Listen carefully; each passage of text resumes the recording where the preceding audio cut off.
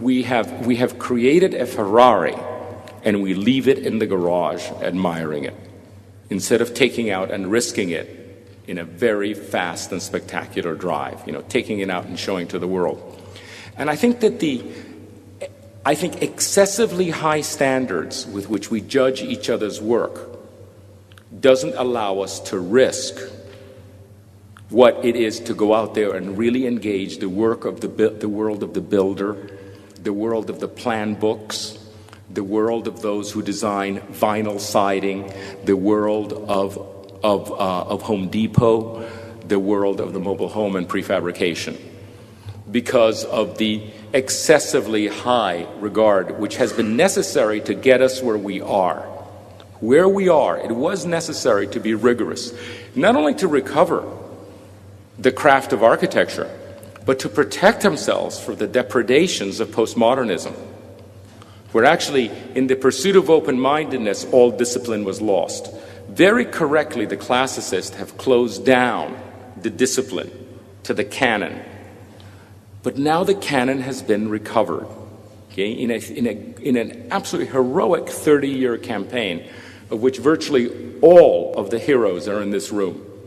In a heroic 30-year campaign, the classical language, the canon, has been recovered, taught. It is in many ways as good as it ever was. We are as good as we ever were.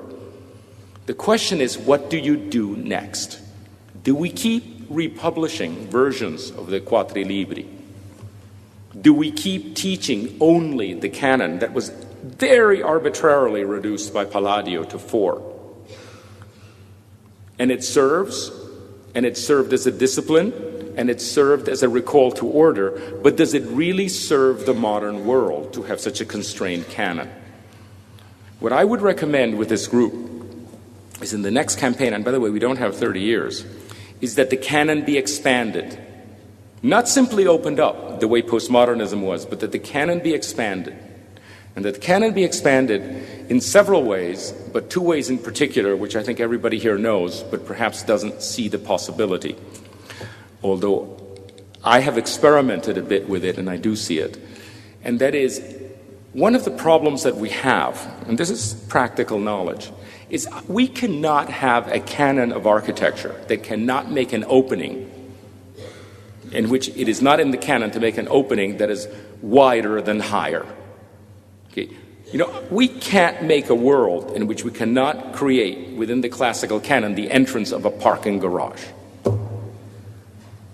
Okay. We cannot have an architecture that simply cannot deal with a 2-car American garage. It simply can't do that.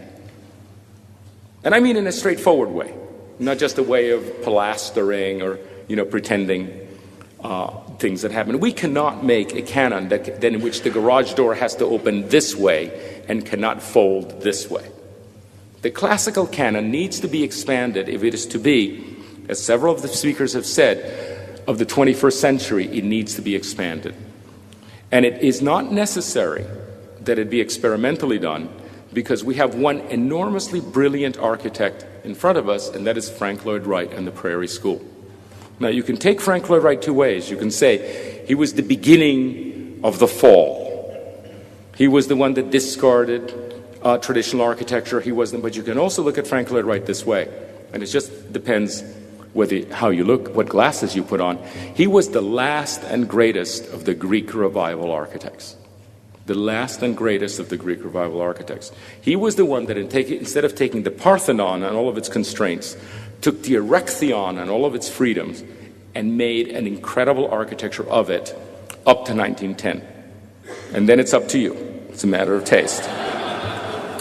But Frank Lloyd Wright, up to 1910, and the other Prairie School architects, the way they perforate the buildings, their moldings, the way they can span easily greater than higher, and the composition, which is diagonal and irregular, localized symmetries instead of the need for overall symmetries, which is one of Palladio's greatest, I think, problems, is the way he demanded overall symmetry instead of localized symmetry.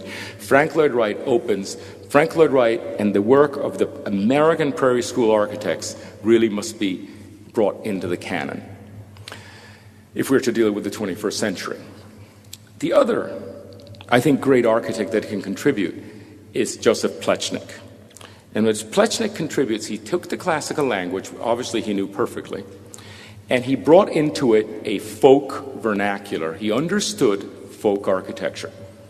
You know, that imperfect, but that the incredible vitality of the untrained eye.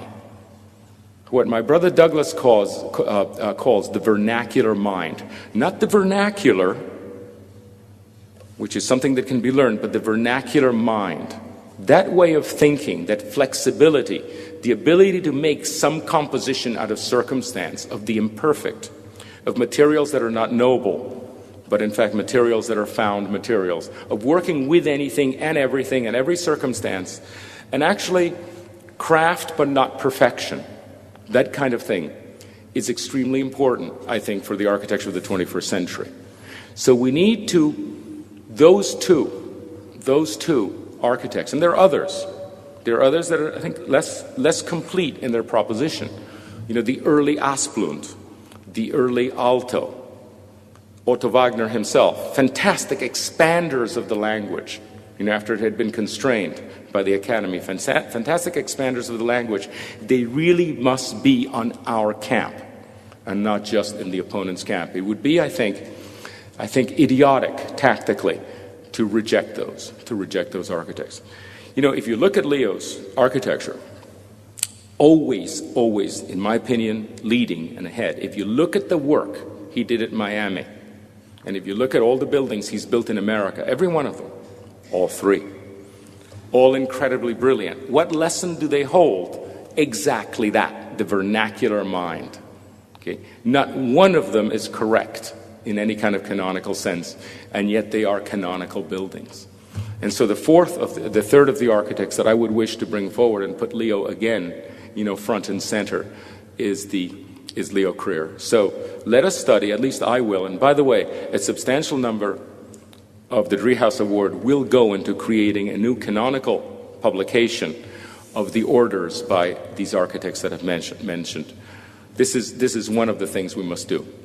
If this were a different audience, I would speak about something else, but since you are, in fact, primarily designers and primarily superb and expert designers, I would say move on to the next stage and let's take more territory. The world is waiting for it. Thank you.